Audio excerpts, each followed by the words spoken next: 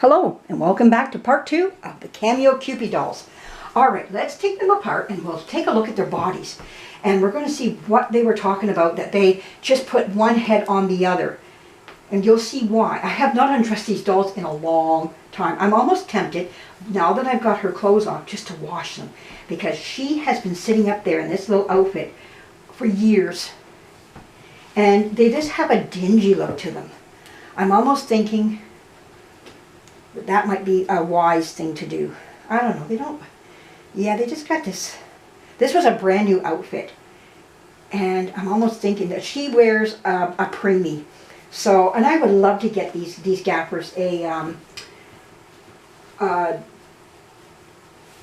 Christmas outfit. Some outfits for, you know, now that I know what size they take and everything. Let's get this off of you there. There we go.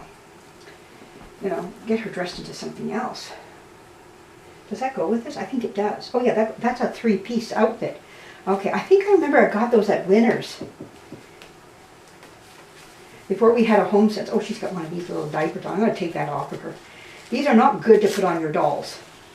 Back then, I saw everybody doing it with Reborn, so I was trying to mimic what they were doing. And now that I've gone way beyond that, yeah, they start to fall apart. They're meant for babies, you know.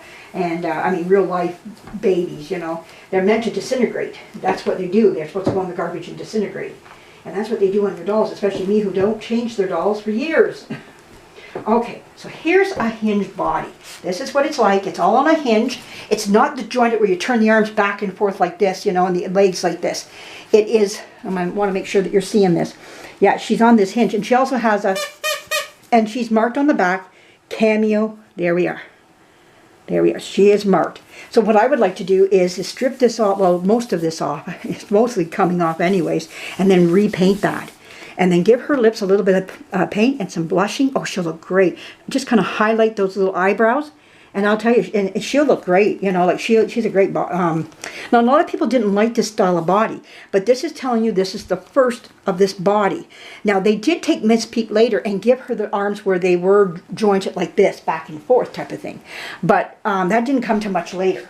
So now let's take a look at this one here. She's got the same well, made by the same company. And it's the sleeper style. Oh, you don't have a diaper on. Okay, that's good. And she's also, later what they did was they took her and they put her on the same body as Miss Peep. So they both have the same, oh yeah, they both squeak. They both have the same body. Let's put them on the table here so you can see them side by side. So they both have the same body. They're on this jointed. Most kids didn't like this look. And they like the other one where they're more flushed into the vinyl, not this peg jointed. A lot of them too came off. These ones survived and did very well. Like I say, I don't touch them very often, but I do want to give them a good washing.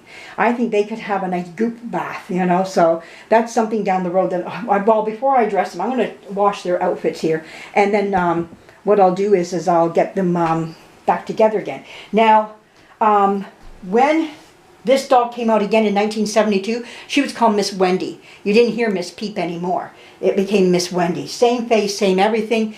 These dolls were reproduced even into bisque, porcelain, and all this stuff. You could go and probably make yourself one at one of those little places where you can make porcelain dolls. Or anything bisque or whatever you want, you know. One of those little night classes that you could take, and many people did, and made their own little Kewpie dolls, and did very well at it too. Some of them are very nicely painted. Some of them look like they just came right from the manufacturer itself. That's how good they were with it. So at painting them, but anyways, I hope you found this very information, like a lot of information there about them. The early, and that's what I'm talking about. We're not going right back to 1913 when Joseph Callis and Rose O'Neill were together and doing their stuff and all this stuff. No, these ones right here, these are still early in the 50s, 60s type of thing. And because the Kewpie, once they put the Kewpie head on this one here, she was made in 1962.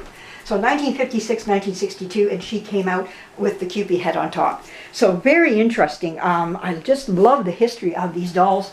And I like to share it if I can, and if I got the dolls to back it. You know, it's better, like it's nice to read excerpts, it really is, and get the information out there. And, you know, if you ever get a chance to buy up doll books, do so.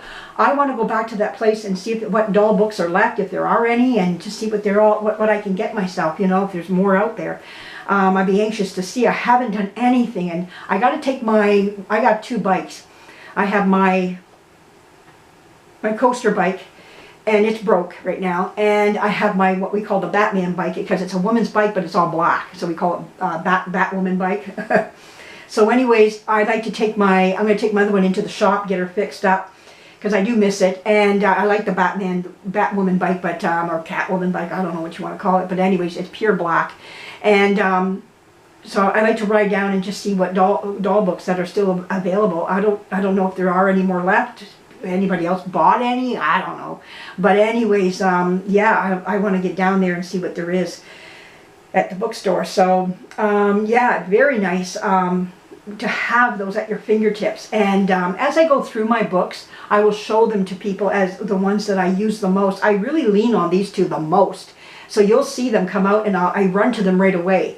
And but there are probably others out there. I do have a few others that I do kind of lean on, but these 2 are my go-to books. So if you're looking for any 2 books that you want to get yourself, it's called Modern Collector Dolls. Modern Collector Dolls, yeah. This one right here by Patricia Smith, and this other one here, and this one was given to me by my dear friend Janet. She gave me this book. Actually, I had this book and I gave it to somebody many years ago. I bought it at a doll meeting. Somebody bought a whole bunch of these up. And then years later, I didn't know what to do with it. And I gave it to somebody. Said, no, just here, just take it. And it was one of my biggest regrets. I have this doll right here. And I have her. I don't have this, but I have these 2. But anyways, yes. So there we go. And this one is by Johanna Gass Anderton. So there you go. There's the author. So if you're looking for good books, you won't go wrong with them. And even though the prices inside are old, the information is the information, right? So I hope you enjoyed this here. I think it's a wonderful, this doll world is wonderful, has a lot to offer. And I'm glad I get digging into my dolls that are on the shelves here. I look at them and go, I should talk about you. I should talk about you, and I should talk about you, but I never do. And I thought, no, I'm going to do it. I'm going to get these dolls down and let's talk about them. I hope you had a great, a really good, I would say Halloween, boy, New Year's here. And I hope you stayed safe and everything, and you ate good food, and with your family and friends and neighbors, or whatever the case may be, or just by yourself. That's even okay as well. And here we go, starting a brand new year, and let's see what dolls come into our lives this year for year 25. I'm looking forward to it, to seeing what comes on my doorstep, and what falls into my hands, and what my eye beholds me. All right, thank you for joining me, and leave me a comment if you like what you heard today, and leave me questions if you want to,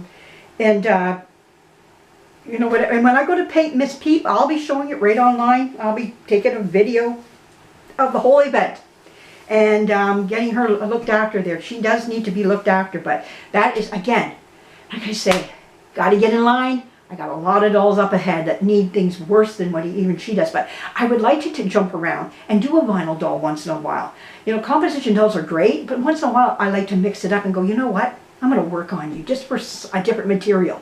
And working with different paints. Sometimes you gotta do that just to make it, you know, more interesting for yourself. But anyways, thank you for joining me, and I hope you found this interesting. Give me a thumbs up, like I say. Leave me a comment if you can. I do appreciate it, and thank you again. Bye-bye.